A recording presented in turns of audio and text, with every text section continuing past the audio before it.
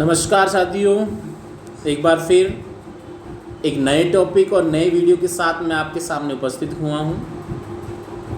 हम हमारे last video में चर्चा कर रहे थे ग्रामीण बस्तियों के प्रतिरूपों के बारे में, और उसमें हमने चर्चा की थी रेखीय प्रतिरूप के बारे में, त्रिभुजाकार प्रतिरूप के बारे में, और तीरनुमा जो प्रतिरूप था उनकी चर्चा हमारे लास्ट वीडियो में कर चुके थे। आज के हमारे इस वीडियो में हम चर्चा करेंगे पिछले जो प्रतिरूप बता चुके हैं उनके अलावा जो शेष प्रतिरूप बचे उनकी चर्चा करने वाले हैं। तो आयताकार प्रतिरूप की चर्चा करते हैं। ग्रामीण अधिवासियों के द्वारा निर्मित एक ऐसा प्रतिरूप जिसमें ग्रामीण अधिवासियों की आकृति आयत के समान नजर आती है, ऐसे प्रतिरूप को आयताकार या चौकपट्टी प्रतिरूप कहा जाता है। अब ऐसे प्रतिरूपों का निर्माण कैसे होता है? देखिए, जब दो भिन्न भिन्न दिशाओं से आने वाली सड़कें एक दूसरे को काटती हैं, समकोण की स्थिति में एक दूसरे को काटती हैं, तो वहां पर एक आयत जैसी स्थिति हमें देखने को मिलती है। और फिर होता है क्या, इन सड़कों के सहारे सहारे गांवों में मकान बनने लग जाते हैं। तो ऐसे जो अधिवास निर्मित होते हैं उन्हीं को फिर हम आयताकार अधिवास प्रतिरूप के नाम से या चौकपट्टी अधिवास प्रतिरूप के नाम से जानते हैं। और विश्व के अंदर ऐसे अधिवासों का जो स्वरूप हमें देखने को मिलने वाला है वो विशेष रूप से विश्व के जो समतल उपजाऊ मैदानी भाग हैं उनमें हमें देखने को मिलने वाला है। तो दो अलग अलग दिशाओं से आने वाली सड़कों के आपस में मिलने से उनके दोनों सड़कों के किनारे जो होते हैं, लंबवत किनारे जो होते हैं, उनके सहारे जो गलियां पाई जाती हैं, उन गलियों के सहारे अधिवासों के निर्मित हो जाने से जो अधिवास प्रतिरूप विकसित होता है वो आयताकार या चौकपट्टी प्रतिरूप के रूप में जाना जाता है।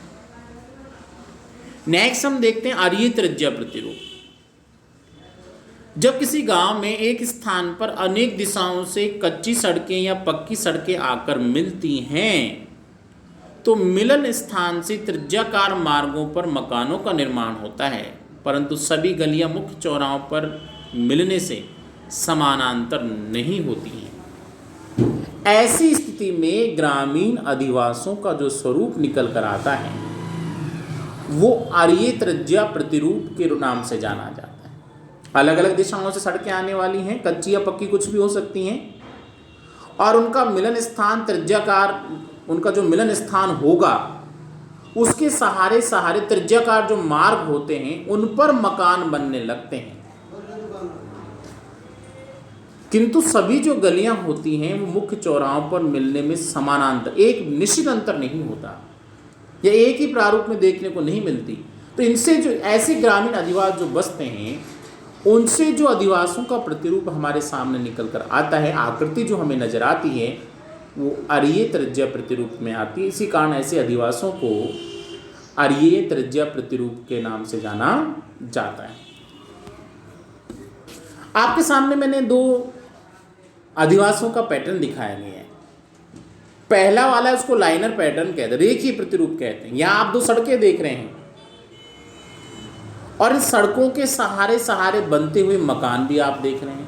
आप देख रहे हैं जैसे जैसे सड़कें गुजर रही हैं उन सड़कों के दोनों किनारों के सहारे मानव ने अपने मकान बना लिए, और इसकी स्थिति हमें एक पंक्ति के समान दिखाई दे रही, एक रेखा के समान दिखाई दे रही, लंबवत रूप से।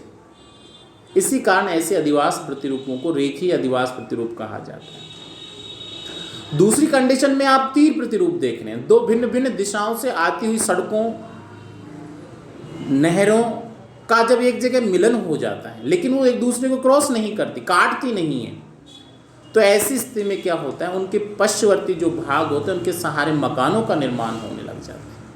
आप यहाँ देख रहे हैं नुकीला जो शीर्ष भाग है वहाँ पे मकान बनाने के लिए ज़्यादा जगह नहीं है, पीछे की ओर धीरे धीरे मकान बसते जा रहे हैं।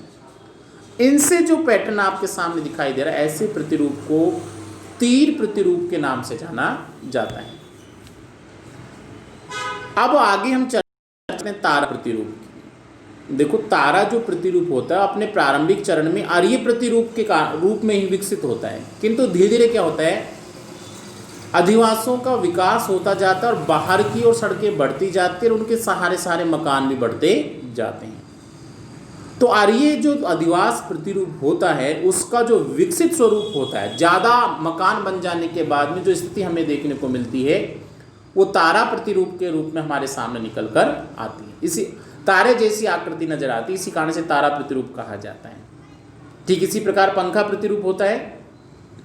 जब किसी गांव में केंद्रीय स्थल के चारों मकान बनते हैं, इसके बाद बस्ती का विकास सड़क के किनारे रेखीय प्रतिरूप में होने से पंखे के समान आकृति नजर आने लगती है, तो ऐसी आकृति वाले अधिवास प्रतिरूपों को पंखा प्रतिरूप कहा जाता है।